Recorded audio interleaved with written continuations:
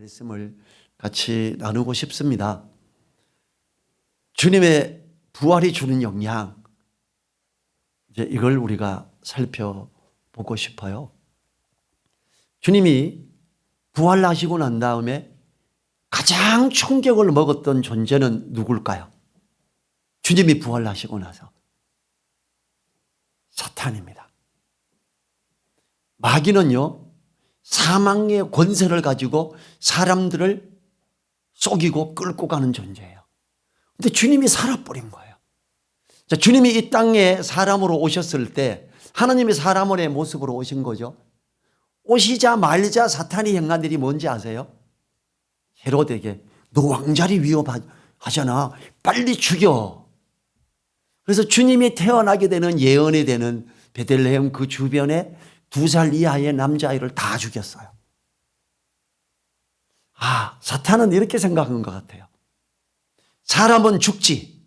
하나님 너 사람의 모습 와서 내로 죽인다. 그리고 내가 잡아 그 자리를. 이렇게 한 거예요. 얼마나 그 예수님을 하나님이 사람으로 오신 그분을 죽이고자 얼마나 애를 썼습니까? 그치요? 기어코 십자가에서 못 박혀서 주님이 돌아가셨어요. 주님이 돌아가실 때 현상에 가장 강력한 현상이 뭐였냐 하면요. 3시간 동안 온 땅이 흑암에 깜깜해서 대낮인지 한낮인데 점심때 온 지변이 깜깜해졌어요. 그리고 예수님이 돌아가실 때 뭐라 그랬지요? 마지막에 엘리 엘리 라마 사박다니 엘 임마누엘 하나님이죠. 엘리 하나님 어찌하여 나를 버리셨습니까? 내가 진짜 죽네요. 그리고 돌아가셨어요. 사탄은 그 쾌재를 불렀겠죠. 그래 하나님 죽였다. 이젠 내가 하나님 자리에 앉는다. 저 북극성에 자정하리라. 사탄이 한 가장 희망 가운데 있었을 거예요. 3일이. 그런데 예수님이 살아버리신 거예요. 사망이 힘을 못 쓰네 이제. 어떡하지? 이렇게 되는 거예요. 사망의 권세를 깨트리고자 하여 주님은 부활하신 거예요. 여러분 주님이 부활하시고 두 번째로 당망하고 주님이 부활하시는데 가장 놀란 존재는 또 누구였을까요? 이스라엘의 지도자들이었어요. 십자가에 못 박아 죽였는데 3시간 동안 깜깜하고 막 그냥 휘장이 찢어지고 무덤이 열리고 사람들이 막 살아나서 보고를 받는데 그때 예수님을 십자가에 못 박으면서 그 주변에 있었던 사람들이 하는 고백이 뭐였죠? 전부 다 같이 진실로 하나님의 아들이었다 이런 고백을 하죠. 하나님의 아들이었다. 지금 우리가 하나님의 자녀되는 권세를 가지고 나니까 이게 좀 헷갈릴 거예요. 여러분, 개의 자녀가 뭐예요? 개예요. 그죠? 말새끼는 뭐예요? 말이죠. 말새끼가 강아지일 수는 없잖아요. 사람의 아들은 사람이죠. 하나님의 아들은 뭐예요? 하나님인 거예요. 진실로 하나님의 아들이었도다. 이 고백을 주님이 십자가에 못 박혀 돌아가실 때 현상들 때문에 사람들이 다 고백했어요. 빌라도는요 이걸 적어서 로마에 보고를 했습니다. 온 땅은 3시간이나 깜깜했습니다. 한낮인데 그랬습니다. 이런 현상이 일어났습니다. 그는 자기가 하나님의 아들이라고 그리스도라고 메시아라고 말합니다. 그 보고서는 지금도 박물관에 보관되어 있습니다. 그런데 이 주님께서 부활하셔서 이 주님이 등장하시면 이스라엘 지도자들은 어떻게 돼요? 큰일 났다. 어떡하지? 거기에 병사들이 제일 먼저 쫓아가서 보고를 했지요. 그 예수가 진짜 살았어요. 천사가 왔는데 이렇게 해서 돌이 저절로 굴러가고요. 그가 나왔어요. 보고를 하니까. 돈을 많이 줘요. 돈을 많이 주면서 제자들이 와서 너네들을 해치고 훔쳐갔다 그래. 로마 시대 때 병사들이나 감옥의 간수들이 그들을 지키는 자들이 놓치게 되면 어떻게 처형이 됩니다. 그럼 로마 군대에는 뭐라 그럴 거예요? 걱정하지 마. 우리가 잘 말할게. 많은 돈을 주고 거짓말을 시켜서 그 말이 온 땅에 퍼졌어요. 그래서 그때 당시에 사람들은 예수가 부활한 게 아니라 제자들이 예수 시체를 훔쳐가서 부활했다고 거짓말하고 뻥치는 거야. 그래. 자, 오늘 본문 12절이 뭐라 그래요? 같이 읽어볼까요? 그리스도께서 죽은 자 가운데서 다시 살아나셨다 전파되었거늘 너희 중에서 어떤 이들은 어찌하여 죽은 자 가운데서 부활이 없다 하느냐. 한참 지났는데도 아직도 이래요. 부활이 아닌데. 그 예수쟁이들이 뻥치는 거야. 예수님 시신 훔쳐다가 살았다고 막 그러고 그 시신 어떻게 했는지 몰라. 이런 식이에요.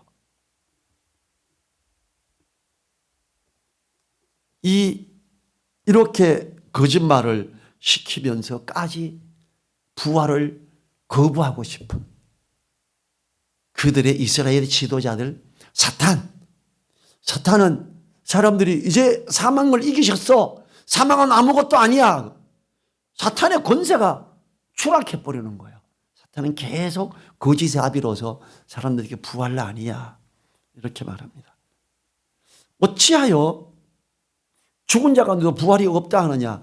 여러분 이거는요. 현재 신학자들 자유주의 신학자들도 그렇게 말합니다. 주님이 십자가에 죽었어. 맞아. 그랬어. 근데 부활하시고 그런 건 조금 신화적인 거야. 아니야 현실이. 이렇게 하죠. 사단은 여전히 지금도 그렇습니다. 당시에도 부활이 거짓이라는 사람들이 있었으며 사단의 계계로 현대에도 부활이 거짓이라고 하는 사람들이 있습니다. 심지어 부활을 증거하고 그것을 소망으로 삼고 있는 신학자들 중에서도 어떤 사람들이 부활이 없다고 하는 사람들이 생겨나기 시작했던 겁니다. 바울 사도는 뭐라 그러냐? 부활이 없다면 그리스도인들이 가장 불쌍한 자다 이렇게 말합니다. 여러분 복음을 전하는데 예수님이 우리 죄를 위해서 죽으셨어. 이거는 많이 이야기해요. 그 주님이 사망을 이기고 살아나셨어. 이건 말을 잘 안 하죠. 대부분 전도제 이건 거의 없어요. 왜 이건 없을까? 그리스도인들이 현재를 사는 사람들이 사망은 아무것도 아니야. 우린 다 살아날 거야. 너무 황당한 이야기로 들리는 거예요. 여러분 예수님이 처녀가 동정녀 마리아, 남자와 전혀 육체적인 관계를 가지지 않은 처녀가 잉태해서 아들을 낳으리라 그랬어요. 이걸 누가 믿어요? 아무도 안 믿었어요. 근데 지금 의학이 많이 발달됐죠. 지금은 남자와 여자가 관계가 아니라 세포와 세포를 가지고 뭐가 만들어지죠. 여러분 개가 강아지가 만들어지는데 어떤 그 숫개와 암개의 세포를 가지고 강아지 우리나라에서 만들어냈죠. 그럼 하나님이 사람을 못 만들어요? 하나님은 의사보다 훨씬 나아요. 지금은 의학적으로 여자가 남자와 관계를 맺지 않고 아이를 낳을 수 있는 시대가 됐지요. 시험과 나기 다 됩니다.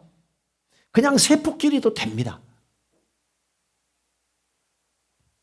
그런데 그 과학의 발달이 있기 전에 너무 명랑한 이야기지. 이렇게 자꾸 생각하죠.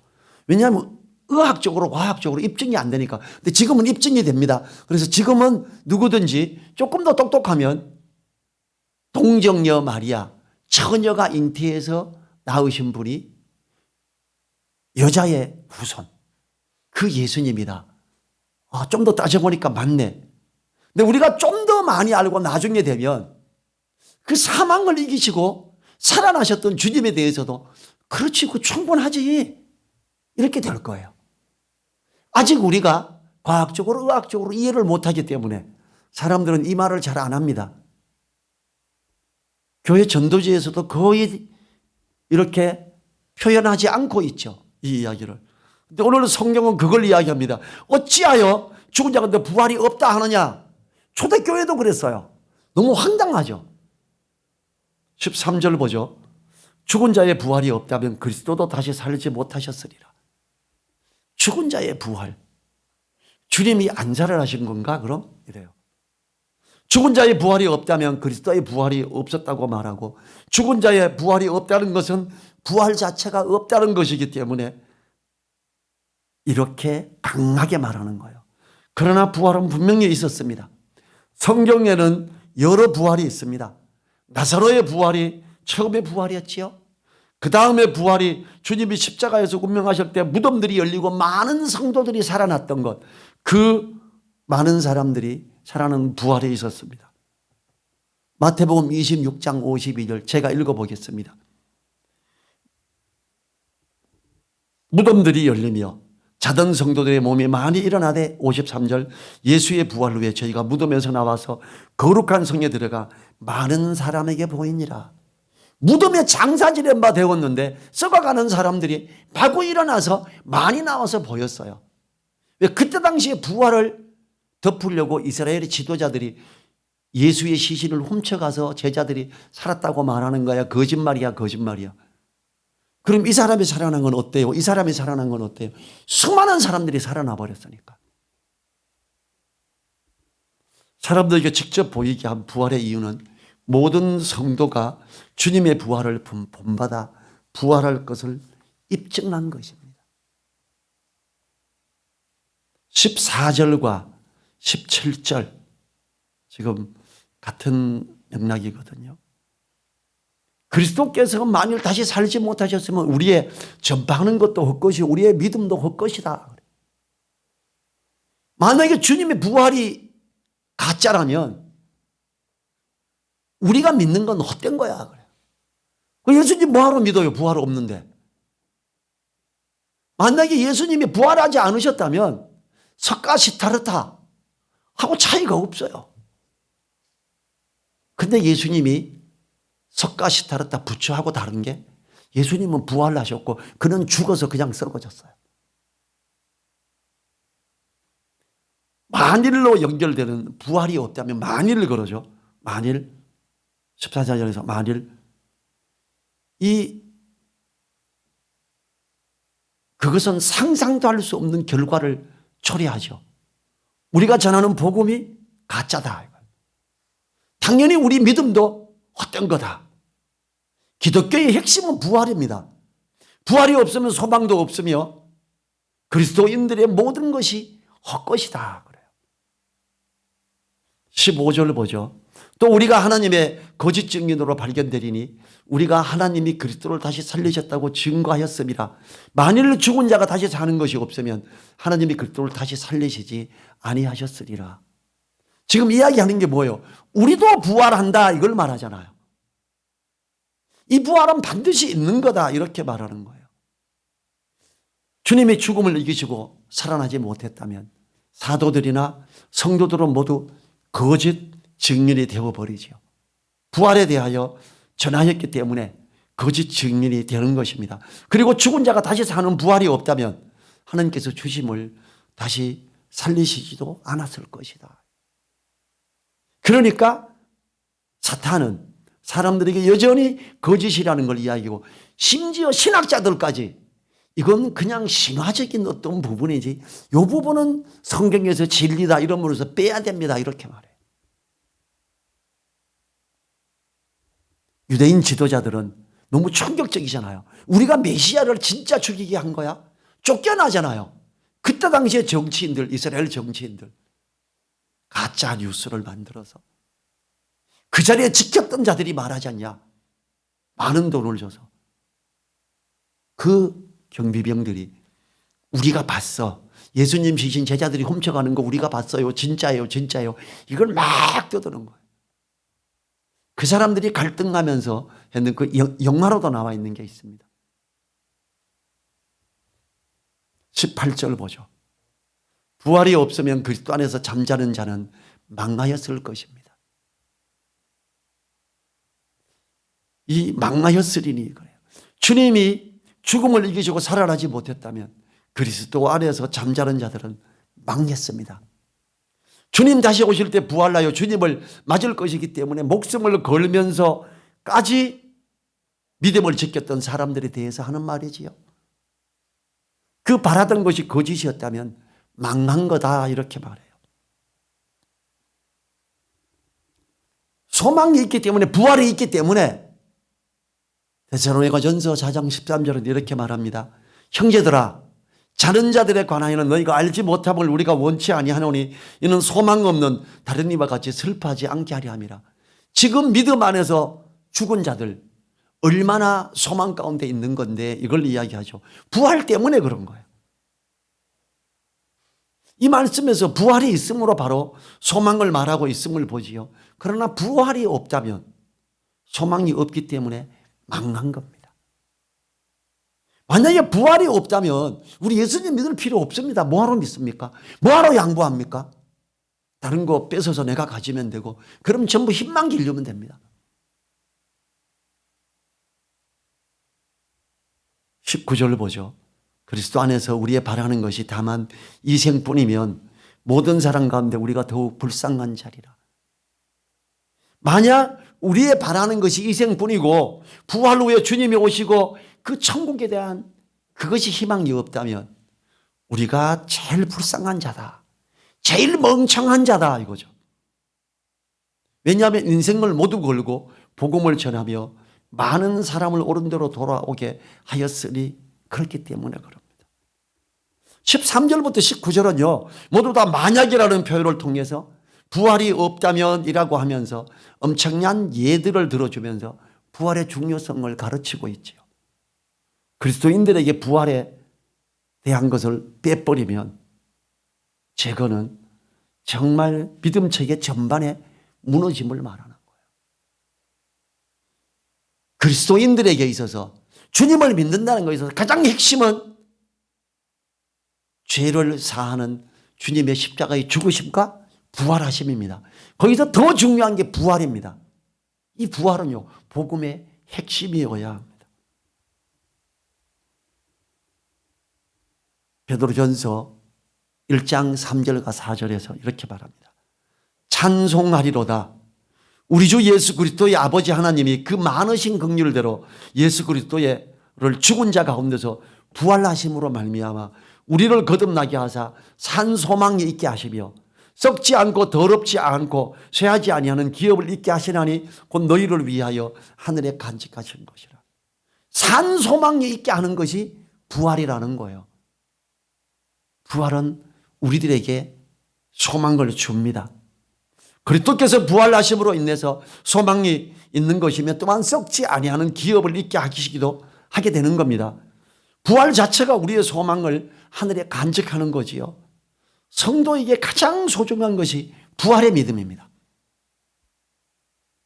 주님이 부활하심으로 사망이 그 힘을 잃어버렸습니다.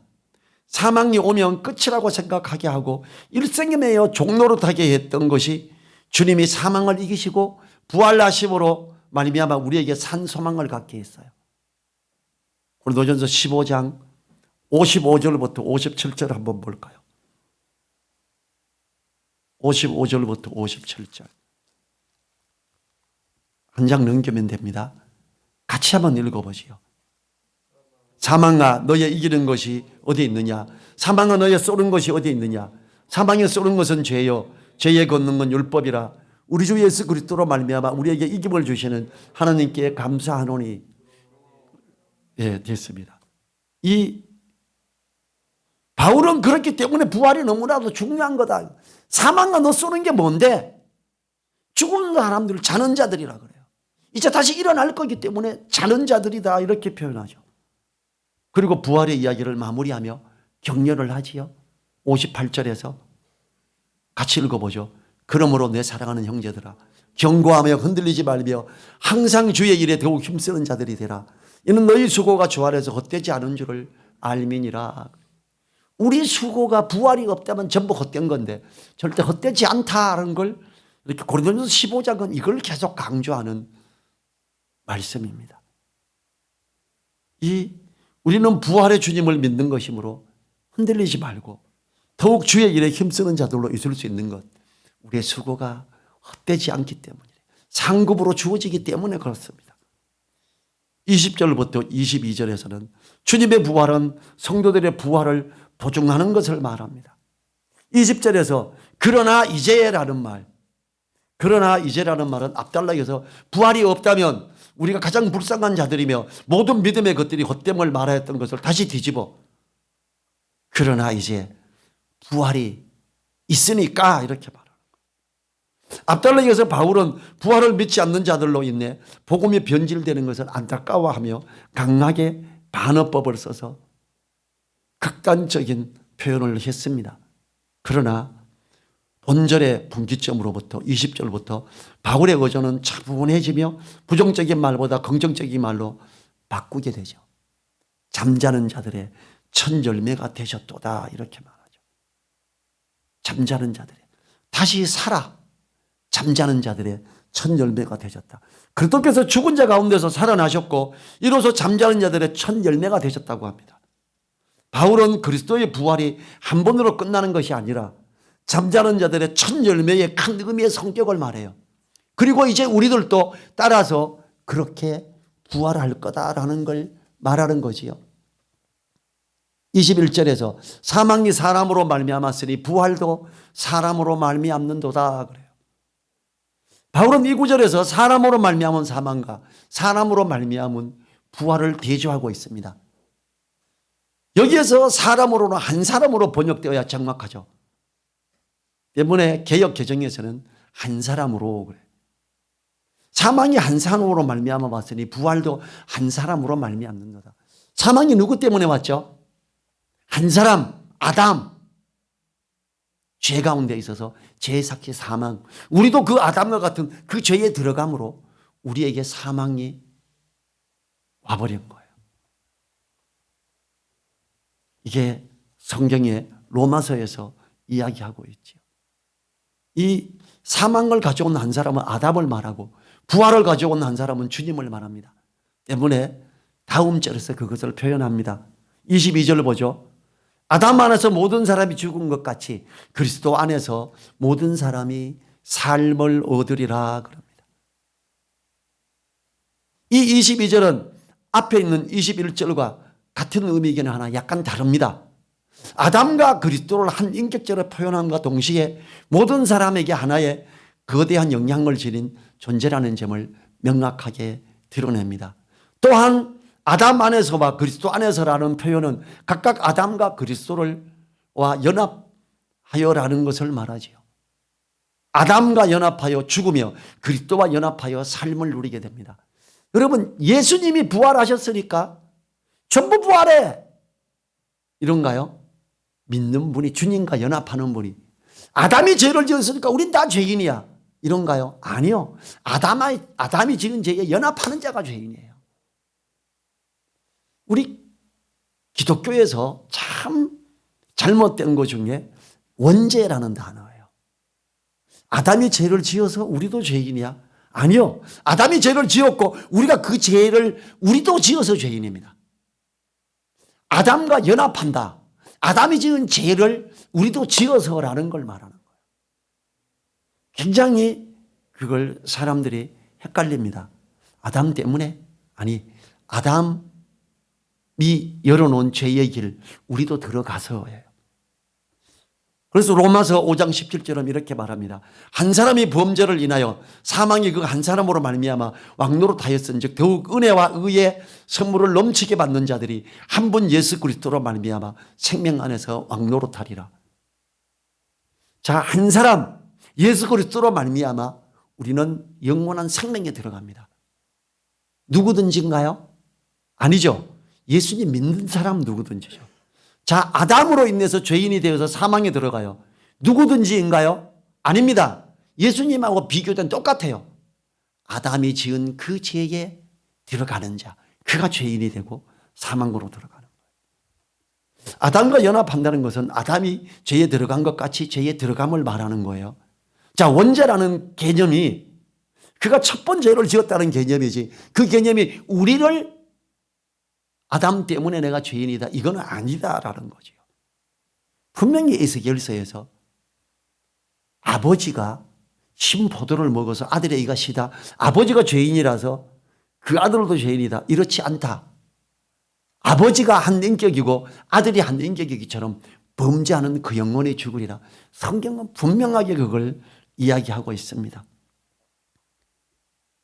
23절 보죠.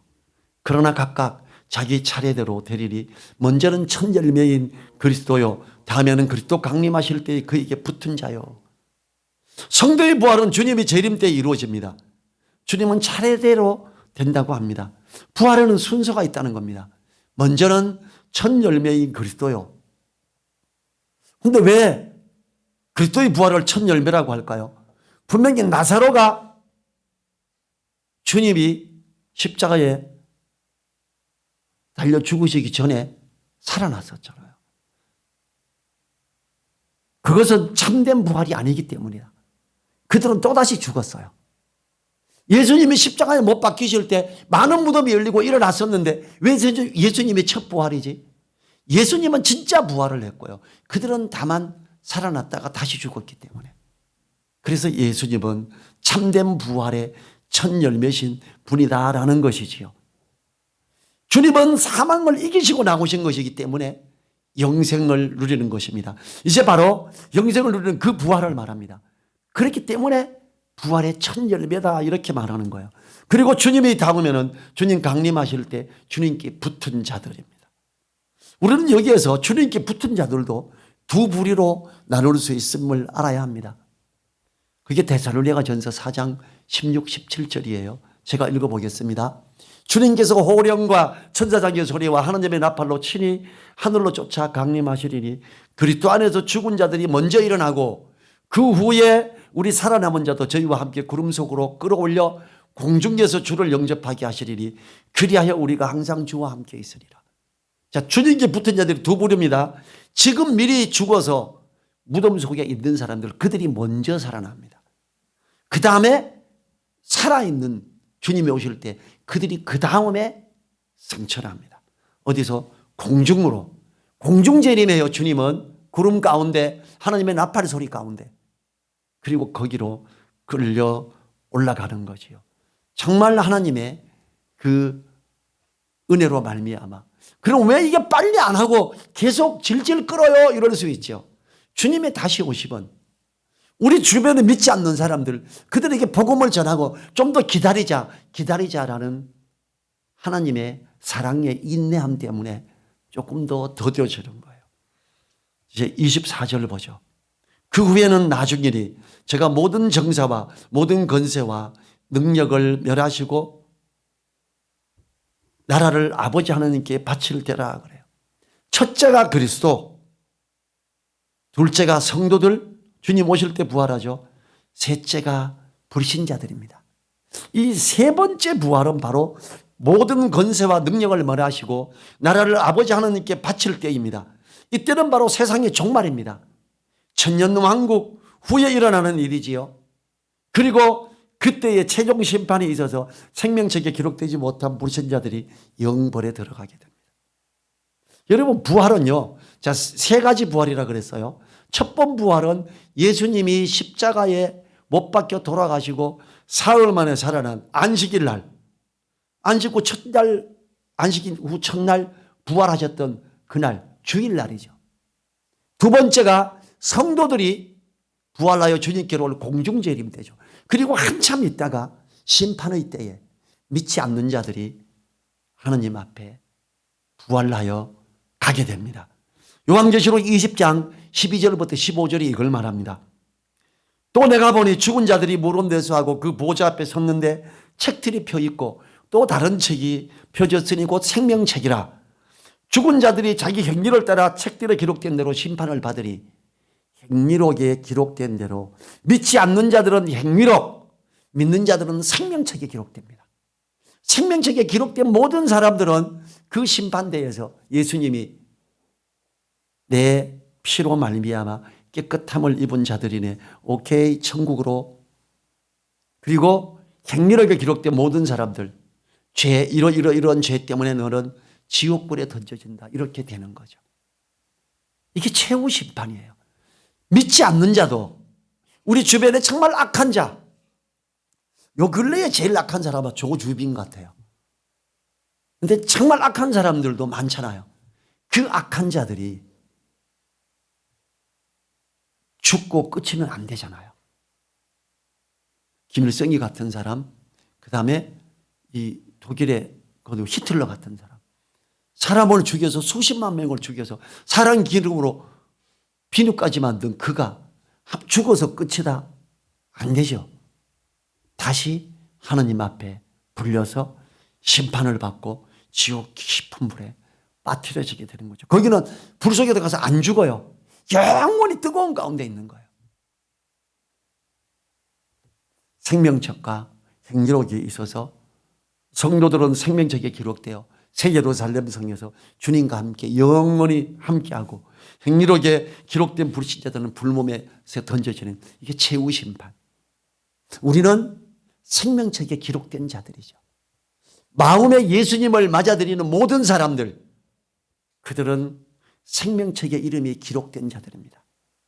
만약에 나도 교회 가서 예배 드렸어, 그래서 나도 생명책에 있어, 아니에요. 예수님이 우리 죄를 위해서 죽으신 걸 감사하고 그 마음의 주님을 영접한 분들이에요. 그분들이 생명책에 기록된 분들입니다. 아주 드물게는 목회자들 중에서도 예수님을 영접하지 않은 분들이 있을 거예요. 그냥 기독교 집안에서 태어나고 공부 잘못하고 다른 대학교 떨어지고 신학교나 가라, 이래가 신학교 간 사람들도 있을 수 있어요. 예수님을 믿지 않지만 목사가 된 사람들이 있다라는 거죠. 예수님을 믿지 않지만 신부들이 된 사람들이 있습니다. 믿음이 없는 그들. 그래서 주님은 그러죠. 주여 주여 하는 자가 다 천국에 들어갈 것이 아니다. 하나님의 뜻대로 행하는 자. 하나님의 뜻이 뭐예요? 예수님을 마음에 믿고 맞아들이고 거듭나는 걸 말하죠. 그 사람들이 천국에 들어가는 거예요. 우리는 오늘 주님이 우리 죄를 위해서 죽으셨으며 부활하셨는데, 이 부활하셨다라는 것이 얼마나 중요한가. 만약에 주님의 부활이 없다면 우리는 망한 자들이다. 우리는 그리스도인들은 진짜 최고의 거짓말쟁이들이다. 그 엄청난 거짓말에 속아서 망한 자들이다. 그러나 주님이 부활하신 건 너무 확실한 거다. 우리는 그래서 소망 가운데 있자. 이게 오늘 제시하는 말씀이죠. 다시 오실 주님을 기다리며 부활의 소망을 가지고 믿음 안에 든든히 서는 우리들 되도록, 이제는 부활의 믿음을 갖는 우리다. 그리고 우리는 소망 가운데 있다.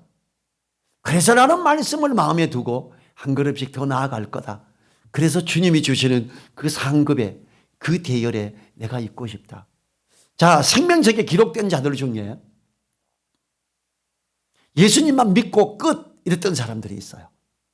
죽기 직전에 예수님 믿었던 사람들도 있어요. 이름은 있어요. 근데 그들은 말씀을 따라 살아간 게 없어요. 성경은 이걸 말하죠. 예수 그리스도의 터 위에 집을 짓는데 어떤 사람들은 말씀을 따라 정금과 같은 말씀을 따라 금과 은으로 지었어요. 어떤 사람들은 세상적인 논리와 종교적인 방식으로 나무와 지푸라기로 지었어요. 공력을 불태워 보는데 세상적인 방법, 그냥 종교적인 걸로 왔다 갔다 한 사람들, 이 사람들은 공력이 다 불타요. 아무것도 없어요. 근데 뭐가 남아요? 예수 그리스도의 터가 남았어요. 생명책에 이름이 있는 거예요. 그 사람이 구원받아요. 그런데 어떤 구원 받지요? 부끄러운 구원을 받지요. 상급이 없어요. 근데 말씀을 마음에 두고 붙들고 가는 사람, 정금 같은 말씀으로 지어져 가는 사람, 그 사람들 어쩌면 목사가 아닐 수도 있고 어쩌면 집사도 아닐 수가 있어요. 그 사람들이 공력이 불타지 않고 주님께서 충성되고 착한 종아 상급을 주는 그런 사람들이 되지요. 아, 목사가 돼야 돼, 신학교 가야 돼, 이거 아닙니다. 누구든지 주님의 말씀을 마음에 두며 그 말씀을 묵상하며 주님과 동행하는 자, 그에게 하나님은 상 주십니다. 우리가 그렇게 부활하시는 주님, 부활하신 주님, 주님이 다시 오실 때 하나님 앞에, 주님 앞에 있으면서 정말 칭찬받는 그런 우리들로 있기를 간절히 바랍니다. 우리 모두 일어나셔서 부활의 소망을 가지고 믿음 안에 든든히 서는 우리들 되도록 1분간 기도하시겠습니다.